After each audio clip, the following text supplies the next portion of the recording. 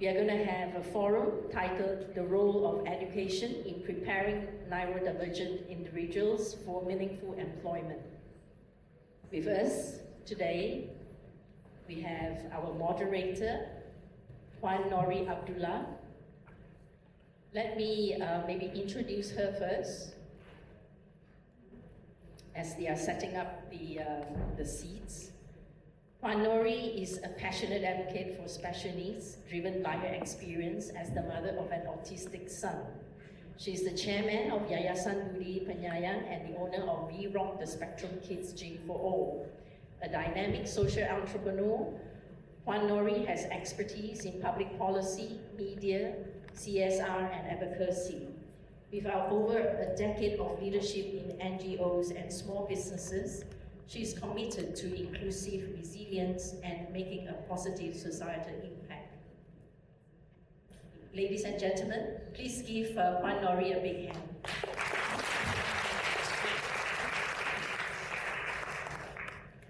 Next, I'd like to introduce our panelists. First, Professor Ruzita Muhammad Amin. Please help me give her a big round of applause.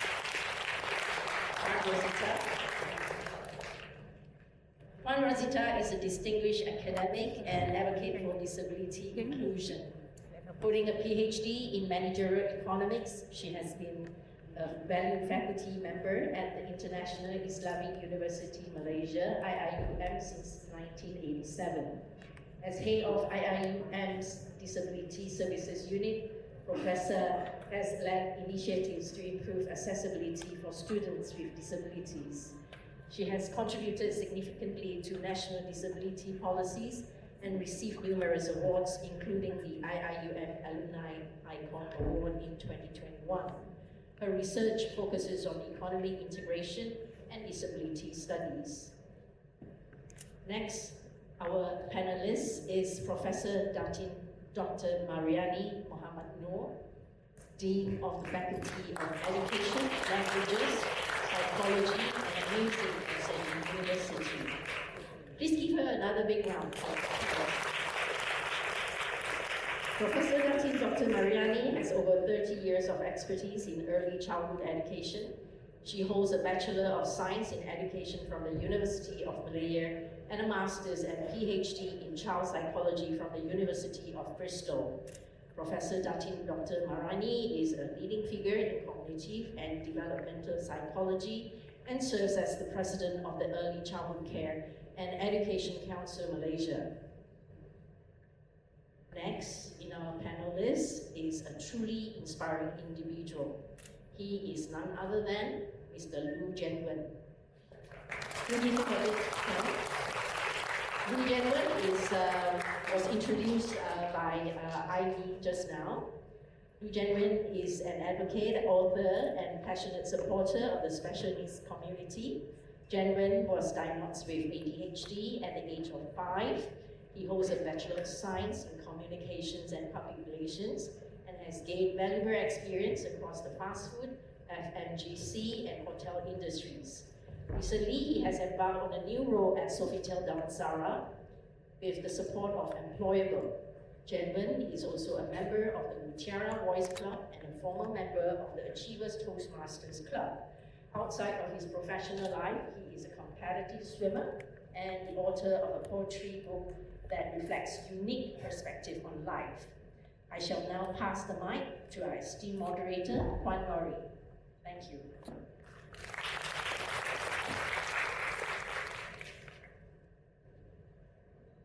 Hello.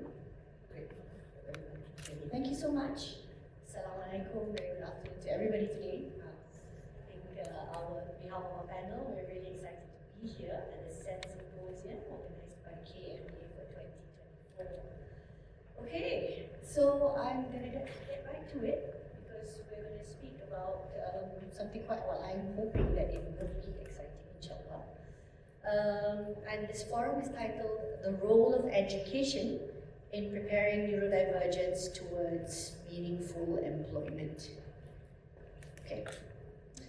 I'm going to introduce and speak a little bit about the topic to manage some expectations around the sharing that we have today, discussions, and inshallah, if we have a bit of time, we will possibly be able to have Q&A, which we will do via Slido. We have heard an introduction about each of our panel speakers, and as they speak, their presence on this panel will surely demonstrate their work, experiences, and the knowledge around the topic today. I'm very honored to be able to moderate the three of you. Okay, so the role of education would appear to be an absolute necessity with regards to preparing for employment for any individual, right? Anyone really. Whether you are a more typical person, neurodivergent, and or person with disabilities. But what type of education really would we like to address today? Considering we are focusing on neurodivergence in the context of meaningful employment. So education, maybe it's worth mentioning, that differs from learning in general, I would say, in the sense that there is a formality and there is a systemic element of it. And it is broad and should be taken to include knowledge and skills beyond academic and technical competencies. Therefore, it should be provided as such through institutions of learning and supported by authority. Today, our panel is aiming to address the type of education that is particularly important for neurodivergents who are aiming for employment, which may or may not be adequately available currently in Malaysia. We also note that the word meaningful is particularly important here. This morning, our organizing chair of the symposium reminded us that equal access is so important. And as we know, accessibility in actual fact covers a really wide scope of things that must be addressed if we are truly to have a playing field that provides equal opportunity to people regardless of their ability. We have the privilege of hearing from panelists who together work in the area of education or creating the awareness about education for neurodivergents at a tertiary level, who have lived experiences in either navigating preparedness for themselves or supporting others in related areas, and who are looking at education in this context beyond qualification and certification, particularly in the overall preparedness of neurodivergent individuals who want to work. We want to support people who will be ready from an emotional well-being perspective, in addition to having the skills and knowledge required for a specific job. So without further ado, I'm going to begin with our first panelist. To my left, Jianwen. You've got 10 minutes, and we'll be able to hear his personal experience on higher education, navigating it, and how it has impacted his eligibility for employment. Over to you, Jianwen. Thank you, Moderator. Good afternoon, employers, supporting organizations, and distinguished guests. Interesting, isn't it? A catchphrase frequently used by my former mass media law lecturer who have taught me. I graduated in BSc in Mass Communications and Public Relations 10 years ago. I started work in the kitchen of a fast food outlet, then as a store clerk managing inventory stocks. Next, I worked in the hotel industry. Interesting, isn't it? My life in college. I love reading. Nancy Drew and Hardy Boys series got me interested in college life. I wanted to experience the interesting and exciting times they had in their high school life. I was very excited when I was accepted to KDU College Penang. I look forward to organizing and participating in events, especially to celebrate Halloween with my fellow classmates and lecturers. However, it was not to be. I actively participated in lectures. asking questions and debating with the lecturers. Least did I know, that made me an outcast. Subjects like writing and referencing, text and context, and mass media law were my favorites. I'm sure all of you have your favorite subjects as well. Whereas some students considered the above subjects to be boring and redundant, they did not agree with me for giving the lecturers positive feedbacks and good scores at the student lecturers evaluation sessions. Tutorials were my favorite, where I could brainstorm and think out of the box. There were cliques and groups amongst the students. I tried to join. Most of the time, I was rejected. For some projects, when I was accepted as part of the group on the instruction of the lecturers, I was not given any role or task. So as not to be reprimanded by the lecturers, they would give me the least important task or let me be the wallflower of the group. There were times when I had good ideas but was rejected by them. An incident I clearly remember to this day was a final project, of which was to be a group assignment. I was not accepted into any group at all. I had my lecturer to thank for allowing me to do it by myself.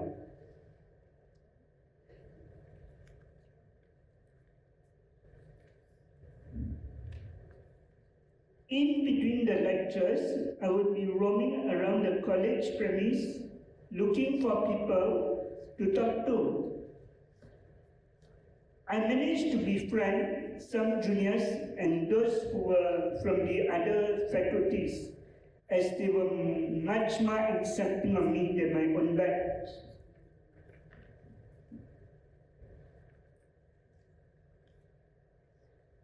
I remember and would like to thank two guys who looked out for me in the first 2 years.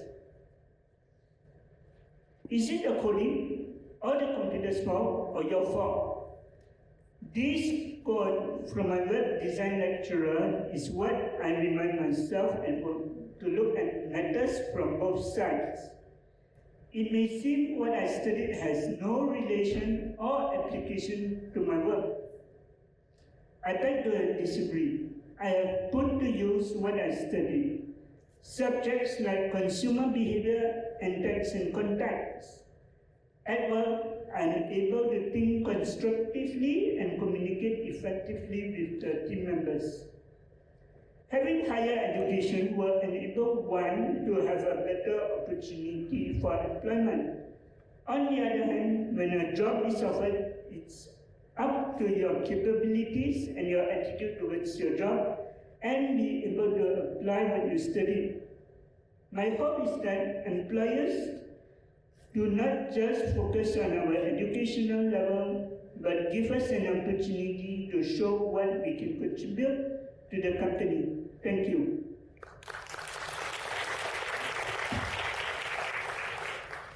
Thank you so much, Jianwen.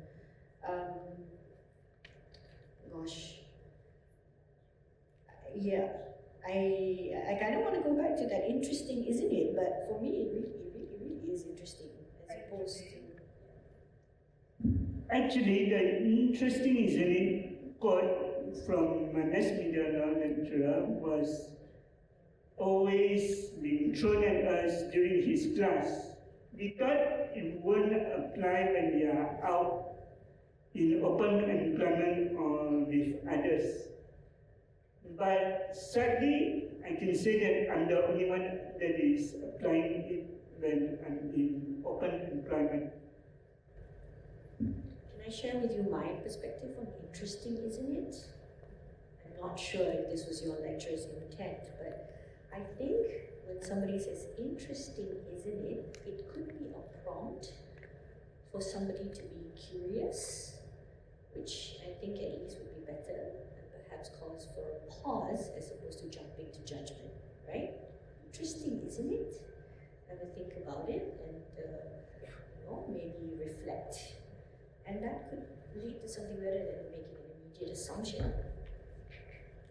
Thank you, Jianwen. I look forward to being able to hear more from you. We're keeping to good time at the moment.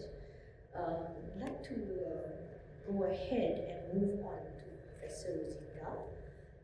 If you're okay, Prof, we'd like to jump straight to you to be able to give us a bit of a sense of the current landscape in higher education at the moment, how that looks like for the neurodivergent community, I mean, through your own experiences, as now, of course, on the teaching side, but also some advocate for all the students. Silakan, Prof. Thank you very much, Nori. Assalamualaikum warahmatullahi wabarakatuh, and a very good afternoon. First of all, I would like to thank the organizers for inviting me to this very, very good event, which I think is very beneficial for all of us to learn.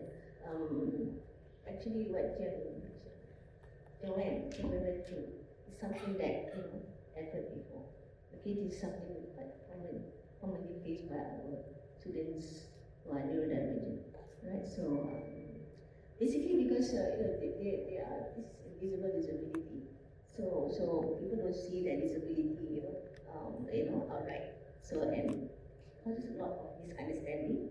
So the most biggest problem is actually lack of empathy, lack of understanding actually. So when we talk about the landscape in higher education, there have been initiatives, right, in the higher education ministry, which actually began since 2012 actually. 2012.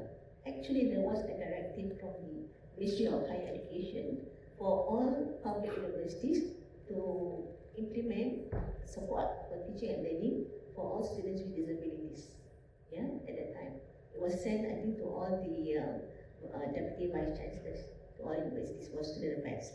But somehow, it didn't get the attention, of the people at the top. Only 3 universities actually set up the disability services unit. One of the things that's required from this directive is for all the universities to set up, to set up this disability service unit. Until today, Prof. Okay, I will continue the story. Okay. At that time, 2012, okay, but we set up our DSU at 2012. So Alhamdulillah. So, but actually we also didn't know that there was this center, but we found out about it, right? But Alhamdulillah, we complied to the directive. But only 3 universities, yes. UIA, UM, and USM. USM is not a unit, but we have this initiative for people with disabilities. Okay, and then in 2018, when I was appointed to be a member of the National Education Advisory Council, together with, I think, Dr. Isri is here. Dr. Isri is actually our advisor now, okay, at the Disability Services Unit, at Pro Bono, okay. When we were there, we actually, we saw that a lot of things which are lacking in terms of support for people with disabilities. Of course, we look at both lower education as well as higher education, but sticking to higher education, there was actually no mention at all for support for student with disabilities in the Malaysian education program at the current one. There is a section on special education for lower education, but none in the for higher education. So incidentally, in 2018, I'm from IIUM, I'm thinking of Disability Services Unit. So International Islamic University, we came up with our own disability inclusion policy, which we launched in 2018. It was launched by the minister himself. So when he saw it, he said, okay, I want this to be implemented in all universities. So as part of the members of the MPPK, we actually took it up. We took it up and we actually formed a subcommittee under the MPPK, called the MPPK, So we headed it, myself and Dr. Isri, actually led the team, which comprised of all the experts in the areas of disabilities coming from we have Abdullah and many other, right? Many other experts in the team, right? And we came up with the guideline on the implementation of inclusive policies, disability inclusive policies in all universities, actually all higher learning institutions. And that was actually launched in 2019, right? So, knowing what happened in 2012, okay? Knowing what happened in 2012, where it wasn't taken up very seriously by universities. So, in this particular launching, we actually make sure that we need to pass it straight to the hand of the VCs. So, we told the minister that we need to invite the vice chancellors and pass it to their hands, and nobody can claim that they do not know about this policy, right? So, initially, only a few actually, tried to come for the launching. Right, and at that time, and then the minister asked us what's happening. He said, then we reported to him. I said, give me the numbers, okay, which universities have not said. So he actually personally called one by one, okay. So then the next day, on the day of the event, I think almost all universities sent the VCs. So it was actually put to the hands, and nobody can say they don't know about it. It was even big coverage in newspapers, in television, right? And we call NGOs to actually be present. So there is some accountability there. And among the important things in this Garis Panduan is that three important things. Number one, every university has to establish the Disability Services Unit, okay? And it has to be put under the Vice Chancellor's office, okay? Or at least the Deputy Vice Chancellor, okay, of Student Affairs. Secondly, strategic plan. Universities must come up with strategic plan to eventually have disability inclusion by a certain deadline. Okay, and thirdly, we talk about mindset transformation program. Because the biggest barrier is actually the mindset barrier, the attitudinal barrier, right? So these three things, okay? So Alhamdulillah, in 2021, at least all universities have set up the Disability Services Unit, public universities, okay, public universities. Whether or not they put it under Vice Chancellor, that's a different story. Okay, so whether or not that is being done in the best, according to the best practice, that's a different story. But at least now it has been set up. Okay, because we do not want it to be under the welfare division. Welfare unit is no longer a welfare approach. And we know that the welfare unit has got so many other things to do. It has to be a separate unit or a center, whatever, that can need to cater to the individualized needs of the students with disabilities. Because we cater for all types of disabilities. Okay, in UIA itself, we got about 20 students with autism. Okay, 20 students with autism, but about 3 dyslexia, a few more got ADHD, right? And we have one total of 118 students from all different types of disabilities. Yeah? So that's the story, okay? And just to and now the good thing about higher education is that they are now embarking on strengthening the implementation of the disability inclusivity. So we have the guidelines by one, but the ministry itself doesn't have a policy on disability inclusion. So now they are drafting the policy. Okay, and they've established a committee on that, and they have actually appointed our own Rector to chair that committee, technical committee. And recently, last month, now the Ministry of Higher Education is actually drafting the higher education blueprint, okay, for the new one, for 2026 to 2036, right? So last month, they actually held a SEGi engagement session, calling the NGOs to give their inputs. This is also, I think, as a follow-up to the letter, the open letter by Dato' Amin, which he actually published in the newspapers, right? And at the same time, I also mentioned to the minister that we need to have it, right? So that was a very good session, and they are incorporating it in the new blueprint. Inshallah, okay? We'll see what goes, okay?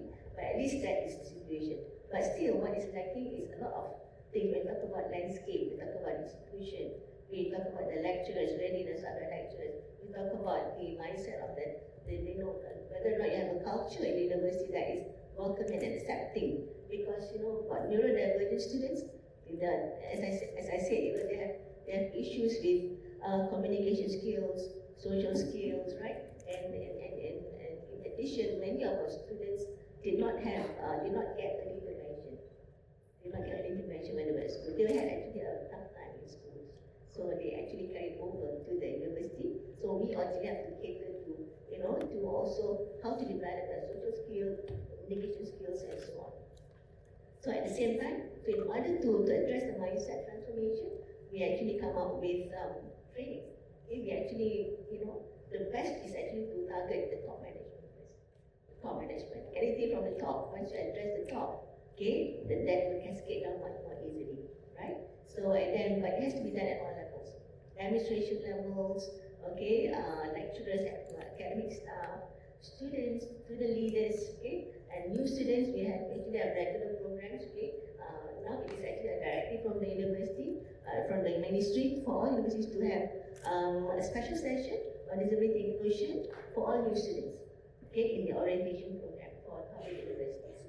So this is good, okay, this is good. So we hope that, students can be more receptive, and for us, we actually bring our own students to these sharing sessions, like what Jianwen has done, okay? But they actually tell what are the problems that they face. Rejection, as you say, right? Rejection, okay, from the fellow friends. They're not invited to the groups, okay? They're not wanted, but if you create an environment, the person can actually grow. Like for instance, we have Arif. I think maybe if some of you might know, Arif Jasmine is a student with moderate autism, which is very, very rare in the university. Moderate autism, not only that, his mental age is actually of a 9-year-old. So he actually studies by through playing, right? But once you actually make everybody understand the situation, wow, it's wonderful. His lecturers were very helpful, everybody is very helpful and become artists, and he's able to grow and he's now doing his PhD in Quran and Sunnah. Okay, so thank you. I think I will stop for now. So we have started, Alhamdulillah, there is a start for officially looking into disability inclusion in our higher institutes of learning, at least in the public sector. And I think there are a few in the private sector that also has followed suit, but I think, as you pointed out, we need to start from somewhere, and then hopefully that will provide a sort of template for other higher institutes of learning of any type. It could be vocational institute, it could be some other types of colleges and things like that to do this. So we do have something, so that's what we're looking at in Malaysia. Jianwen, would you like to respond just very quickly to Prof. Ruzita at the moment? Or, yes?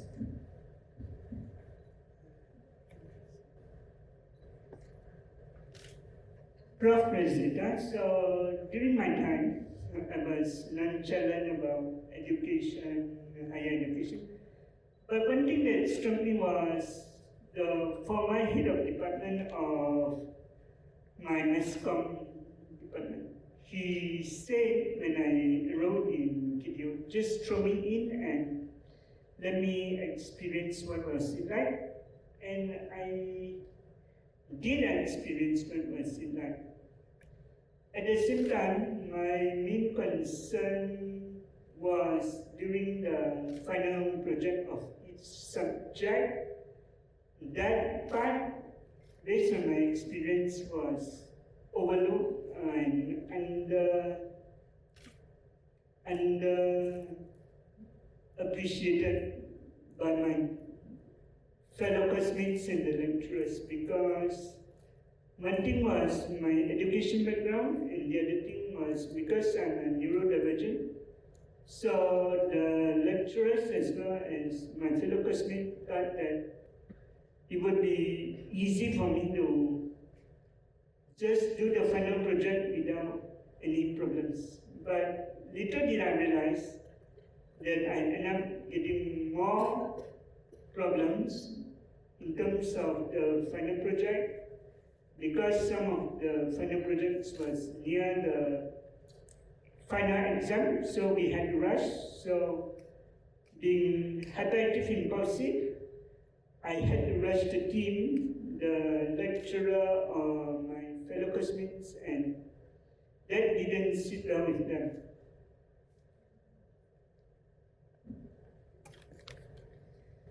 Thank you, Jianwen. I think your experience shows us how crucial, absolutely critical it is to hear the voice of another person experiencing it.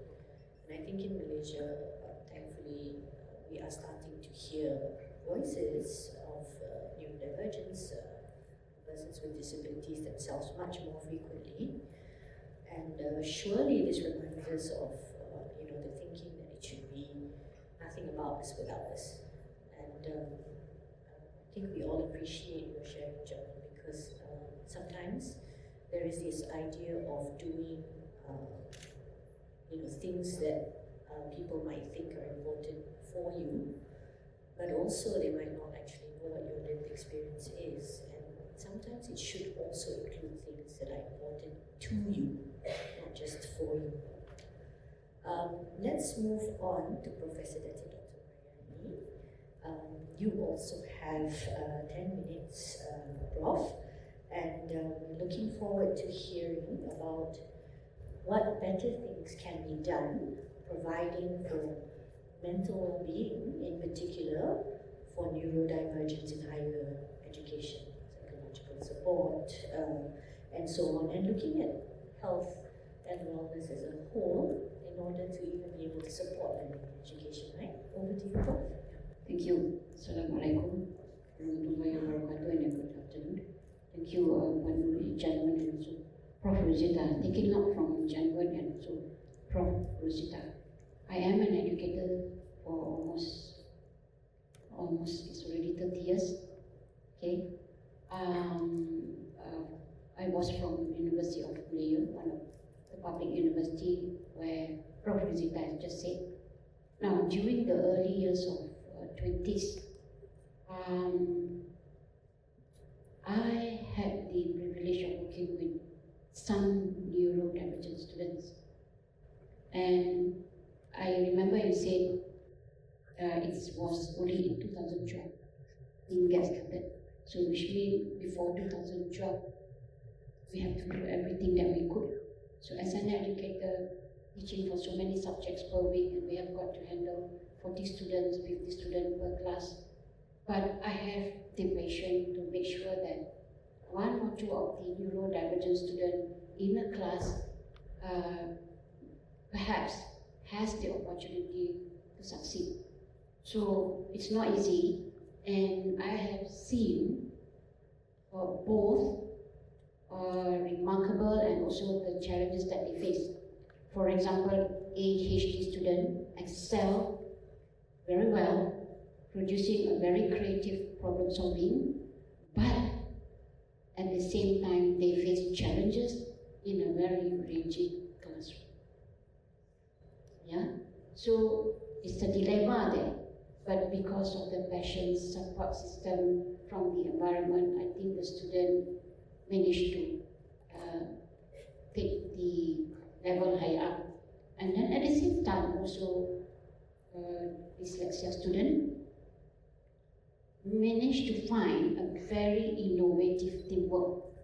But of course, this particular candidate, what I observed that she needs something that tailored her needs and also requirement. She has the potential, but because I was not trained, but I have to take the trouble to read and whatnot, so that I am able, or I was able at that time, to really make sure that she did her work well, she understands things that we have presented.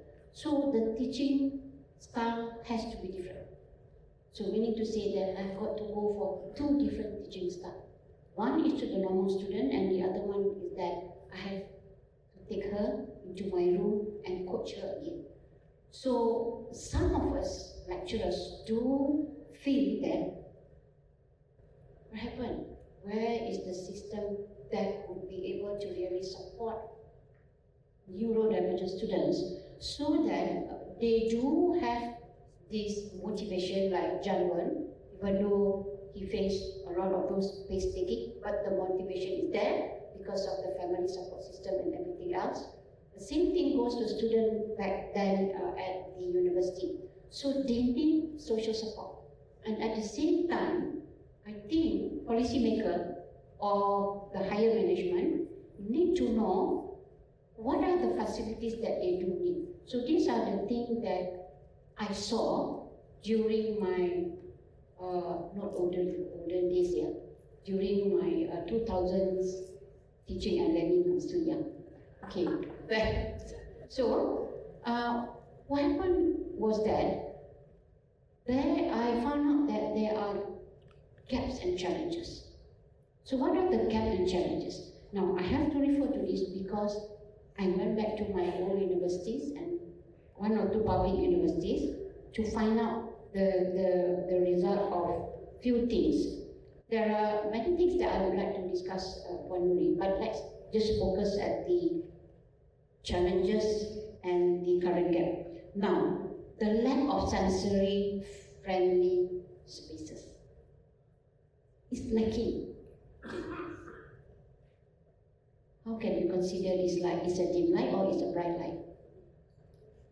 This is dim light, right? But for some neurodivergent students, they cannot learn when they are under a bright light. But it has to be in a normal classroom with maybe 100 students, 50 students. So they were telling themselves, oh my God, how can I learn? But I can't see anything because I'm the minority. So the lack of sensory friendly spaces is not there. And until today, even though it has been implemented after 2012, the facilities, they still cannot accommodate with the facilities. This is about the lack of sensory friendly. And the other thing is the limited access to trained mental health professionals. Because these neurodivergent students, they face problems. So when they face problems, they have got to solve it. And they can't go to the normal lecturers who do not have a trained or skill like our Prof. Ruzita. I'm only a psychologist. My study is about how children think. It's on cognitive psychology. It's about the cognitive and neurological of young children. Yeah? So what happened was that when they failed to meet up the counselors, it ended them feeling very upset, leaving behind anxiety, and sometimes maybe I can't say it's self-centered, but as Awi said just now, the self-image is very down. But when music spectrum comes in, the self-esteem goes up, the confidence rises up. So our counselors, or maybe some of our lecturers, need to take up this training for the sake of helping our neurodivergent students. And I always believe I can't remember her name, because she said, if you can still remember, she said, parents are overprotective towards the neurodivergent children. Why? Because of the facilities that is zero facilities to cater to their needs. So that is why they really need to take good care of them. Now, if we were to say overprotective, my research about parenting, a normal parents towards normal children, overprotective falls under helicopter parenting. So why it is what does helicopter means?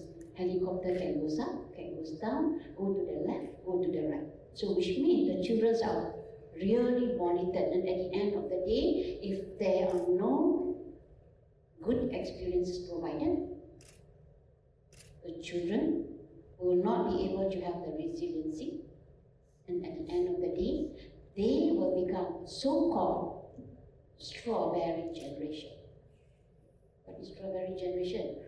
It looks delicious, red, but when you just press it, it just smash.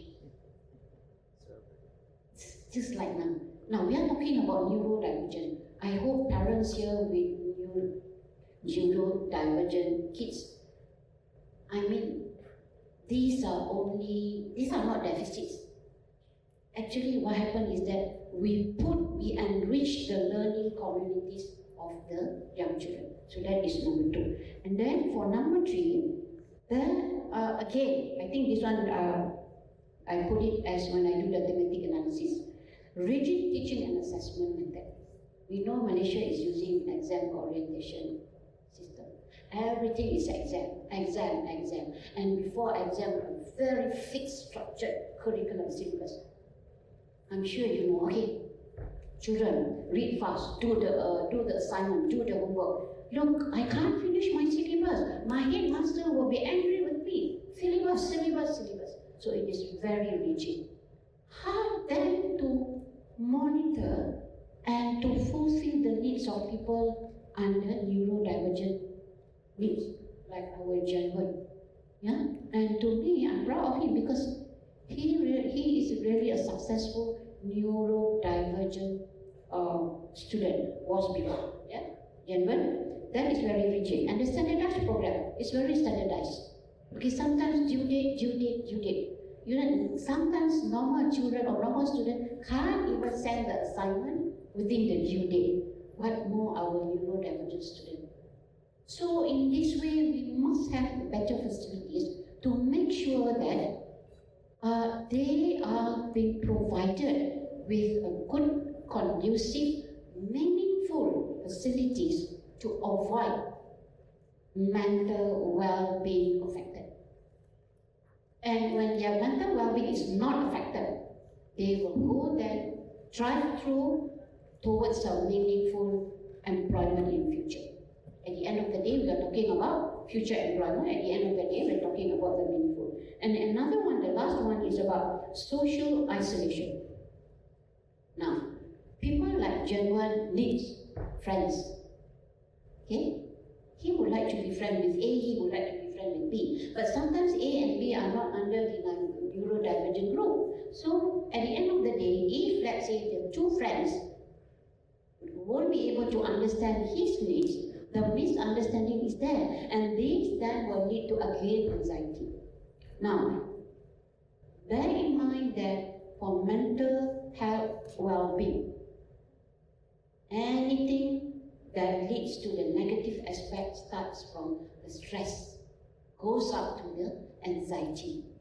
And finally, the self-image, the self-esteem, the self-confidence will just be tarnished. And we do not want that to happen to the neurodivergent student.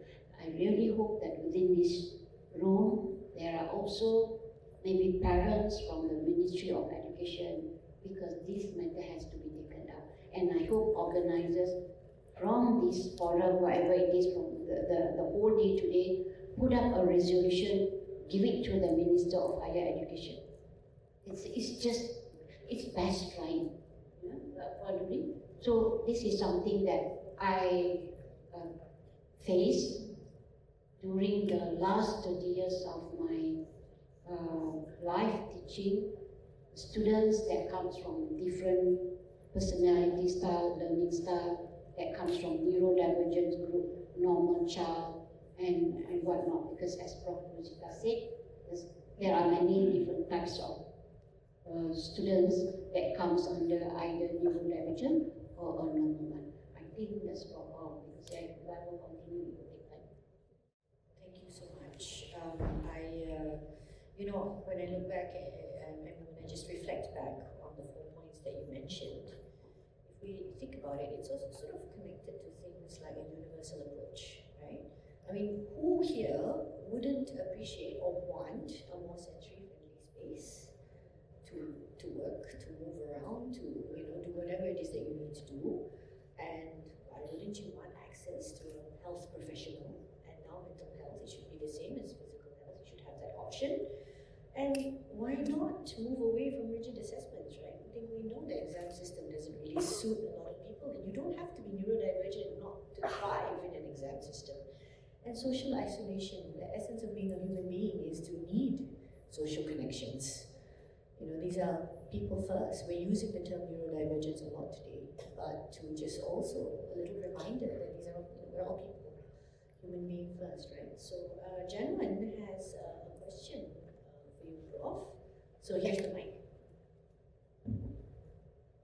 Professor Mariani, one of the thorny issues that I face is the lecturer evaluation sessions that I have to go through every time in my semester.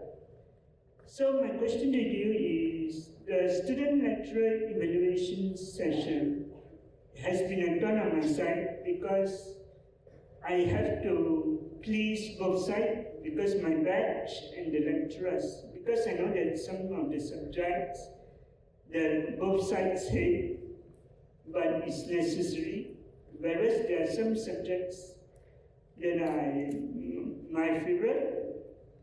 How do I please both sides at the same time when it comes to student lecturer evaluation session? Oh, that's a tough question. Never mind, my number one boss is not here. Okay, the student staff evaluation is very important. For the lecturer, it is one of the KPI items.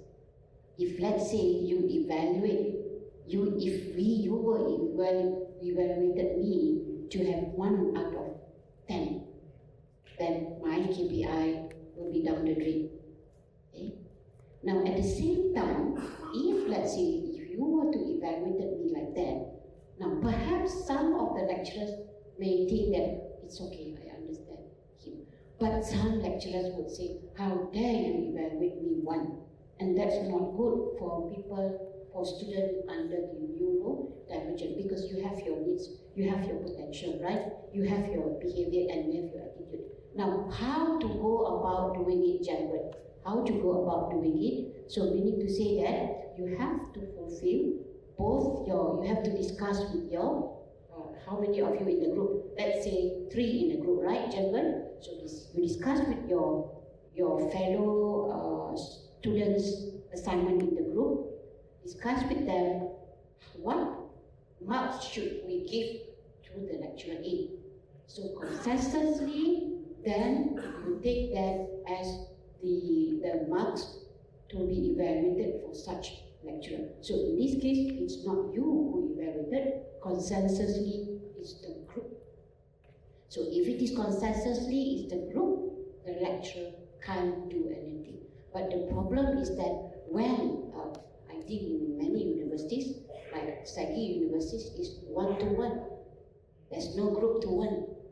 That meaning to say that there's no consensus from three students to 1 lecturer. So if this is the situation, then it becomes a difficulty. And this is where sometimes students would want higher marks as well. Because students sometimes won't be penalized. You give me 1, I'll give you the marks concerned.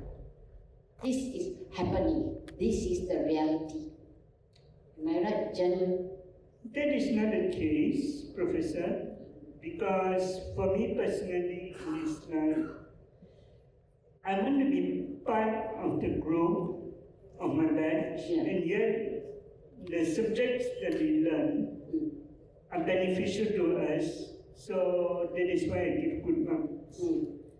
It is not a consensus, but it is more like how we see it objectively. So how do I balance both sides? It is not by consensus basis. You think that if for you it is good, the teaching and learning process is wise enough, really be able to cater your needs and your friends' needs, I think it's good, it's wise to give the marks as you said. Although it is not consensusly, but in some university it is a consensus marks. So maybe perhaps yours is different. So for me, whatever it is, the neurodivergent student must be able to get the subject, the knowledge-wise that you need to get from the lecturer of concern. Yeah. Other than that, if it is okay, then you put it as your own conscious thinking. Yeah. I think the problem comes is if his assessment is not the same as the student's assessment, and that's the difficulty in navigating what is fair. If I may suggest, you can say that one, even whether it's statistically or in real life, there are always exceptions to certain things, and it's okay if your opinion and your score or mark is the exception to the situation. Because if there are many of them who don't really like or appreciate the professor, they're going to be more lower marks, right? So I think at the end of it, the score will still come out, unfortunately. The score will still come out. I think it's also important that your view is also recognized, and you can say, can we just agree to disagree? And you guys will probably win mathematically, because more of you think this professor is not great versus me that thinks this professor is good. Yeah, I think there shouldn't be a problem, Jianwen. The SOE actually reflects in my workplace, since we are talking about employment, as every time we have a survey in our workplace to rate our supervisors, superiors, and the working conditions. So this actually reflects in the workplace, and although it is anonymous, but it still has the same feel. So how would I navigate it? Is it okay if I suggest that we have the benefit of knowing each other and the group, and maybe we can have a chat after our session for you to be able to speak with both Prof. Mariani and Prof. Ruzita? Professors, would you be willing to have a chat with Jianwen to see how we can help with these issues? Because I think there will be more to cover, and we could maybe still cover it in this session, but I also have to do my job to cover the other sets we have to do, and time is always going to be a bit of a factor. So what we actually need to do now is get into a little bit of a group discussion. But as a follow-up to the short presentations by each of our panelists, I'd like to go to you, Prof. Ruzita, if I can. Based on the guidelines that we have now, right, that have come about, and since 2019, they're basically out there. We don't know the level of implementation, but can you share with us what are some of these accommodations required by policy or law in IPTAs at least, or certain IPTs? And from what you know, could you share perhaps what you do know, what is going on in the higher institutes of learning in the private sector? Okay. In terms of legislation, in Malaysia we have our Persons with Disabilities Act, right? But it is more of an administrative nature because there's no penalty involved there, right? And it doesn't spell out the details in terms of implementation. This is not like the American with Disabilities Act, where they have very detailed, process and procedures. But ours is very general, right? And then we also have an Education Act in 1996, okay? That one's got provision whereby the minister can actually, create or provide a special education or special education. But that one actually spells out, only talks about Minister of Education. So I'm not sure whether that covers higher education, because in those days, there was only one ministry covering both. And then we split, right? And then we merge again, we split again. Alright, so perhaps we have to look into that, If it doesn't cover higher education, then we need to have something that covers higher education as well, to make it, at least regulated, right? In terms of monitoring wise. The guidelines is good in the sense that, it gives broad things that universities have to address. But every university needs to come up with strategic plan. So this is where the details come in. Right? So what is it that we have to come up with? Okay, perhaps the various areas. Because we talk about a strategic plan, it has to address the overall well-being of the student, not just academic. So we talk about intellectual well-being, physical, spiritual, social, emotional well-being. All these needs to be addressed. Because we're talking about the students' holistic experience in the university. They have to develop and become balanced graduates. That basically, the philosophy of education in Malaysia. But if they are not able to participate in, in other things, activities, for instance, then they are not able to grow, right? So this is the thing. We have legislations, but has got no teeth at the moment. Okay, it's going through some revision. I'm not sure where it is now. Okay, and then for people with sometimes neurodivergent students also have comorbidities. Sometimes they have physical disabilities as well. So this is where we have to go into the law. There is we have Uniform Building by Law in 1991. Okay, Section 34A actually requires all new buildings to comply to the Malaysian standards 1184. This is for universal design and accessibility for people with disabilities, right, in the built environment. But unfortunately, the monitoring is lacking, okay, and the enforcement is also lacking, right? And retrofitting, nobody monitors when the old buildings are being upgraded, to cater for access for people with disabilities, right? So that's a whole different story. So that's why you find that, schools as well as universities, okay, many places are still inaccessible. We are always, in progress, okay? So that is another issue to address, yeah? But basically, in having said that, the things are there, whether or not it's being done in the best practice, that's the issue, okay? That's the issue. With mindset transformation program, we actually, in UIA, for instance, we actually focus on that, pay a lot of attention to that, because we want to create the culture of acceptance, the culture of, welcoming people from all types of disabilities, yes, students from all types of disabilities. So we develop a small, we call it, it's not just DAT, disability quality training. It's normally what the Kementerian focuses on, but we also include inclusive leadership, because it doesn't stop this for awareness and understanding. We want to create empathy, and most importantly, we have to create changes. And what changes need to be done? So that's where leadership comes in. And leadership must have a disability inclusive mindset. So, we have got more to that.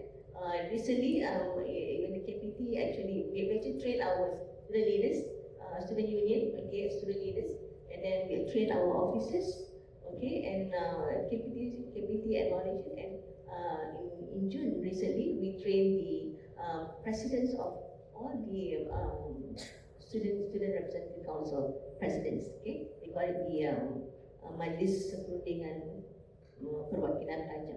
Okay, so this is very important because it's the future leaders. Okay, but what's happening in the universities? Some universities are ahead, some universities are like a bit behind in terms of providing what we call reasonable accommodation. Reasonable accommodation is very, very important because we know that at any point in time, not all the facilities are there. But what we want to have is that people need to have that mindset and empathy so that they are willing to take the extra mile to support our students with disabilities, especially neurodivergent students. Okay, for instance, in UAE we have flexibilities in terms of systemic barriers. We deadlines. Now we have passed it to the Senate. That students can actually take less than their regular workload, less than the regular minimum workload. So if you can take only 2, then 2 is good. But your graduation period will be stretched. Okay, so there's flexible workload as well as flexible graduation period. So they're not tied to the regular maximum period as with other students. And this is applicable to all students with disabilities, because some with visual impairment, they also cannot take too much. Right, so and our students with neurodivergent, they have flexible deadlines. The lecturers, they will actually provide extension. Some actually even extend to the next semester, right? So because they take they need a lot of time to actually finish their projects or their assignments. So we just put in progress in terms of their grade. So once they submit, then we'll change the grade. So those are the accommodations that we actually give. But the most important thing is actually to get the buy-in. Get the buy-in from the lecturers, when they understand. And the good thing is that for those who have some religious background, so they actually understand that religion actually tells them to be good, to be kind, to understand, to actually extend the support to the students. So they actually do things which are unconventional. So for instance, like Amin, the example that I gave just now, he when I first met him, he's not like what he is now. He's very quiet, very reserved. He doesn't have friends, and you have to actually, he doesn't want to talk to you. I still remember when I wanted to call him, he didn't answer my phone, my call. Then he texted me, "Can you please text?" Then He doesn't want to talk. It's very stressful for him. Okay, so I texted him, but now he can talk for hours on the phone with me. Okay, so this is the thing, you know. What is the name? Okay, so he was actually one of the very, very important examples where I asked him, how do you study Arabic? Because every student has got a different way of studying. So we have to, it's a spectrum.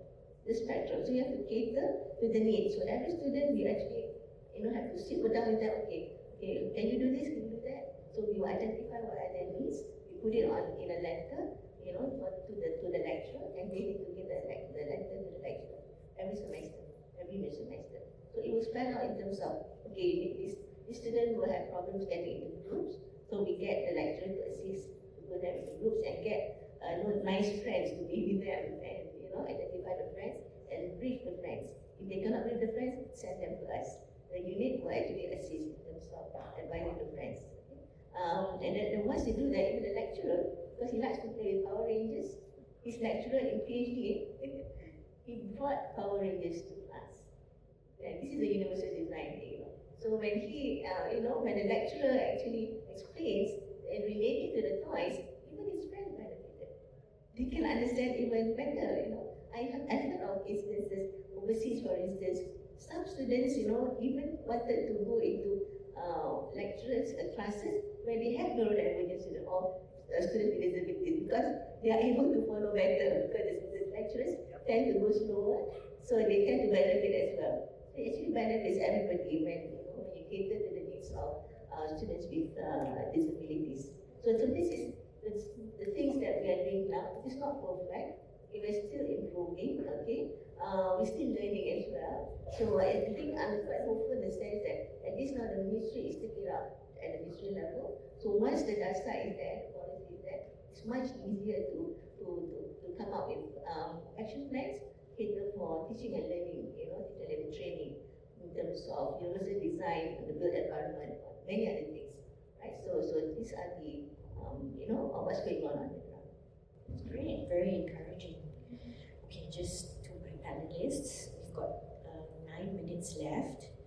Jianwen, I actually want to do the follow-up. I'll let you decide if you want to answer now or after Prof. Mariani. But my question is, what do you personally think should be some reasonable accommodations that all universities or higher institutions of learning should have, in your own personal opinion? Are you ready to go now?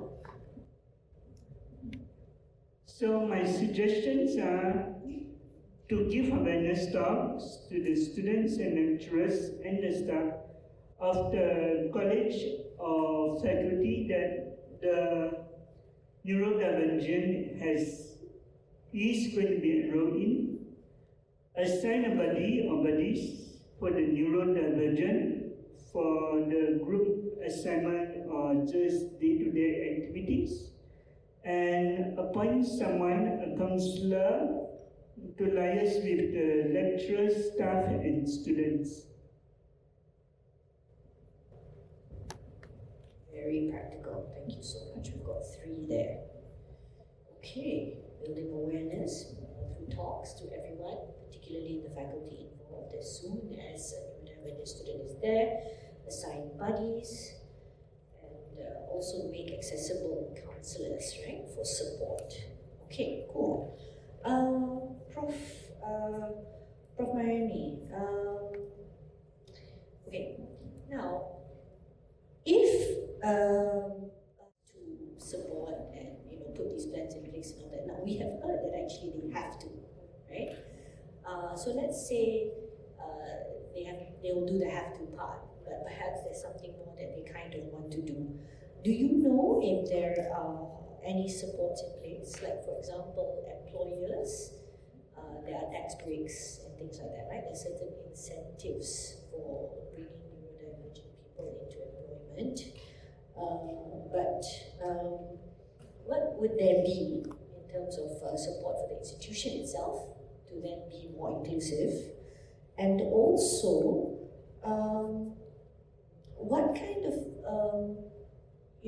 skills and training on the university side could be implemented so that their services could also be better. Like, there are many areas, but if what would you say are the most important or immediate ones you think should be done? Thank you, Nori. I will try to summarize it because we have a few more minutes, right? Now, the incentive is in such a way that there must be some programs that tailors to 3 types of skills: behavioral skills, cognitive skills, and also the psychomotor skills.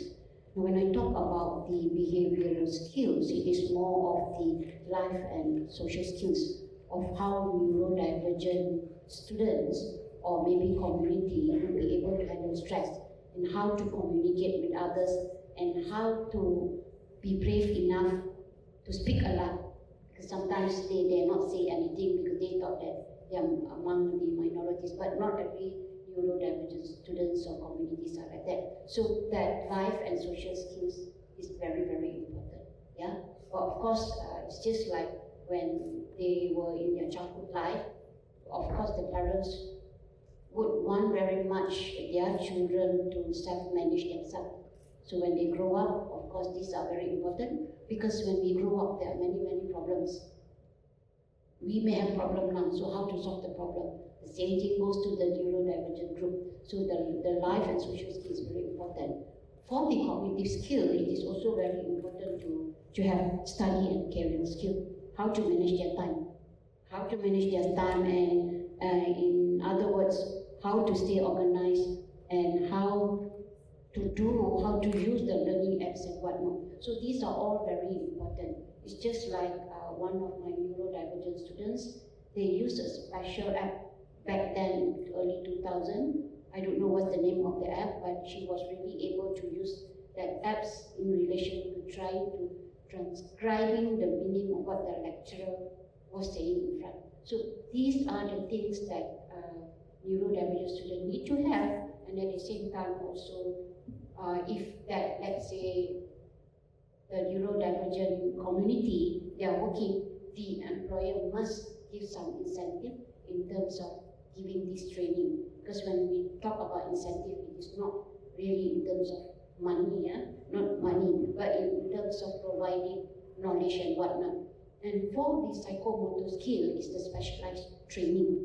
The training must be there. In other words, the course designed for the job must be taught so that it is for the meaningful future workplace. So this is very important in preparing for their work. So they really need to focus in building up all these necessary skill, not only soft skill, but also psychomotor skill, regardless of whether it is using the IT, the software, or whether they have to use other psychomotor aspect. So these are all the incentives that needs to be given to this employee in relation to the neurodivergent community. And the other incentive, which is very important, is that the acknowledgement of other employees towards the neurodivergent group is very important, because we do not want them to have the feeling of isolation.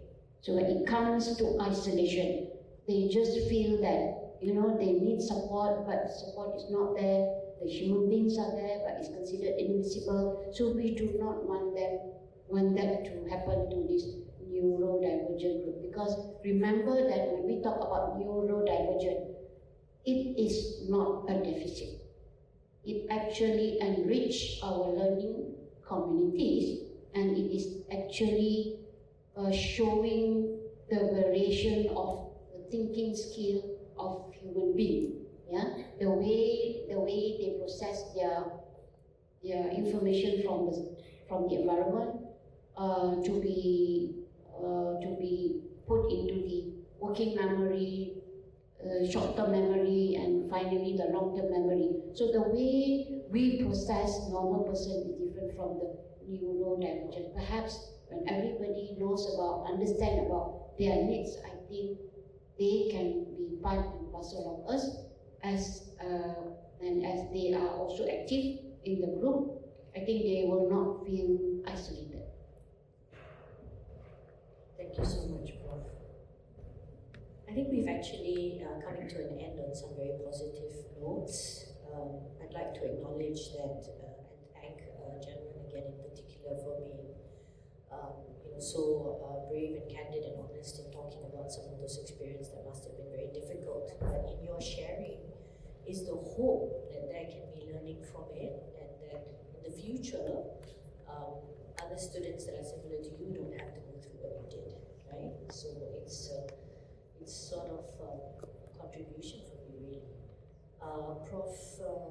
Ruzita, I'm so encouraged to hear what's going on at IIUM.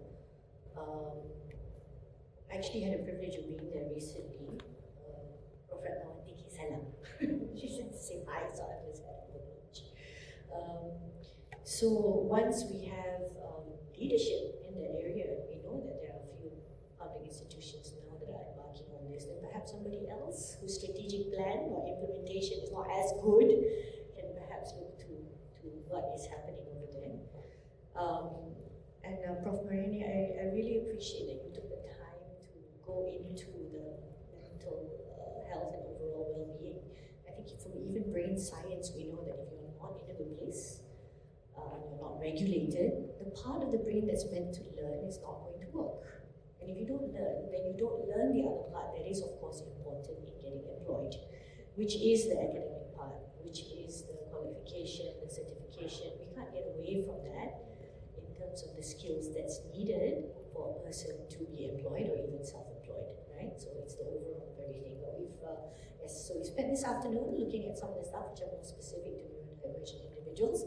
If I may get all the audience to please thank our panel in the usual way. Thank you so much. Assalamualaikum warahmatullahi wabarakatuh.